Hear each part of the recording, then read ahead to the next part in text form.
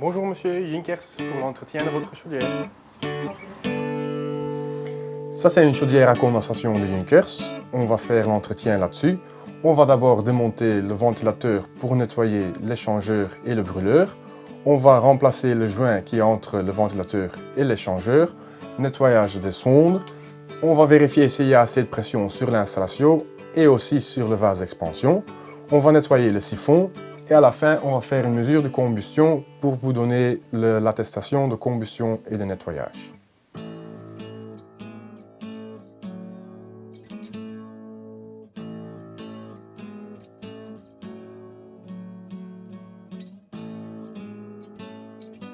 Le joint entre l'extracteur et l'échangeur de chaleur qui protège le set d'électrodes doit toujours être remplacé.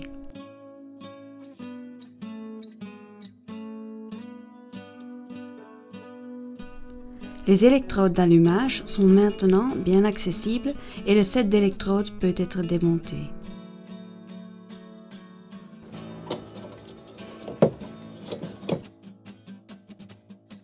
Le joint doit toujours être remplacé. Le brûleur est démonté. Par après, le technicien le nettoie avec de l'air comprimé.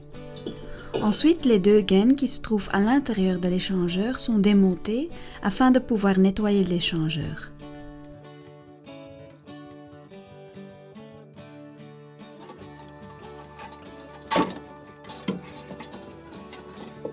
Le regard doit toujours être remplacé et doit donc être démonté.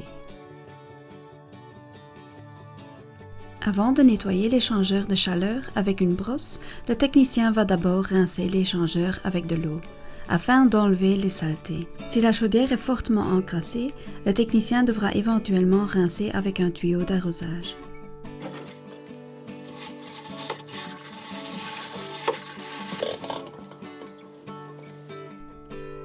Après le nettoyage avec la brosse, l'échangeur est de nouveau rincé pour enlever les saletés résiduelles.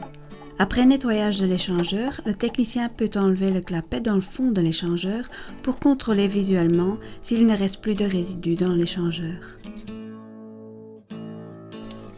Le technicien nettoie ensuite les gaines et vérifie si le ressort est encore assez souple.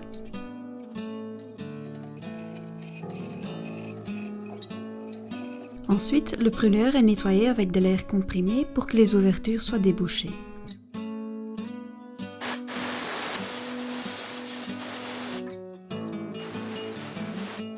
Après nettoyage de l'échangeur, des deux gaines et du brûleur, tous les composants sont remontés.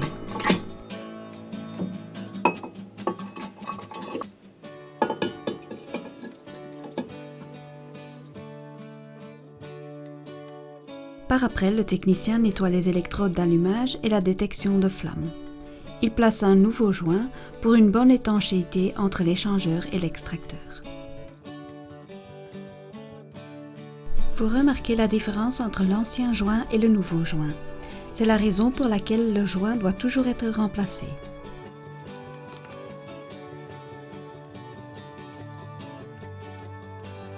Le joint est placé sur l'échangeur de chaleur.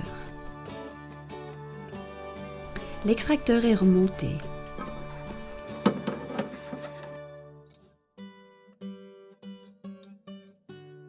L'écrou est appliqué et vissé pour garantir une bonne étanchéité. Par la suite, les électrodes d'allumage et le contrôle de flamme sont rebranchés. La sonde NTC et la sécurité contre la surchauffe sont installées et l'extracteur peut être branché électriquement.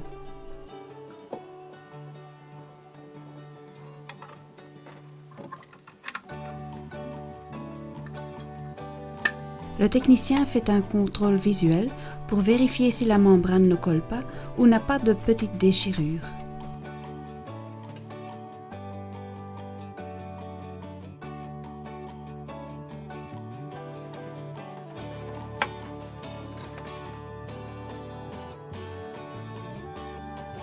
Pour terminer le nettoyage, il ne reste qu'à nettoyer le siphon. Celui-ci se trouve derrière la partie électronique. Après démontage, le siphon est rincé pour enlever les crasses qui ont été enlevées de l'échangeur.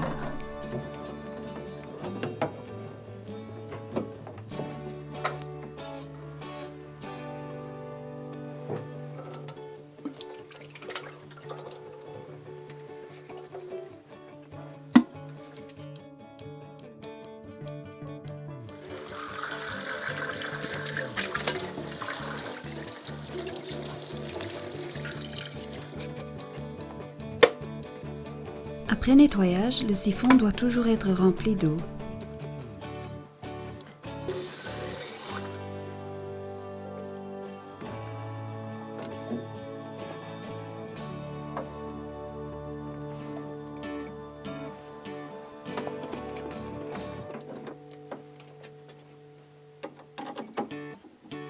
Le dernier contrôle à faire est celui du vase d'expansion, pour vérifier s'il y a assez de pression sur le vase.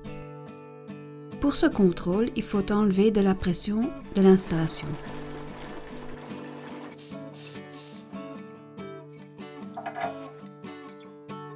La pression est de 1 bar, ce qui suffit pour le vase d'expansion. Si nécessaire, il faut gonfler le vase jusqu'à 1 bar.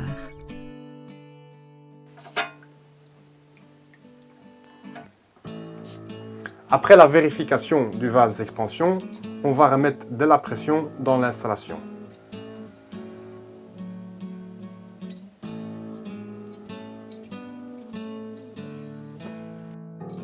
Il ne reste plus qu'à contrôler la pression de gaz et à faire l'analyse de combustion. La pression de gaz doit être contrôlée lorsque la chaudière tourne.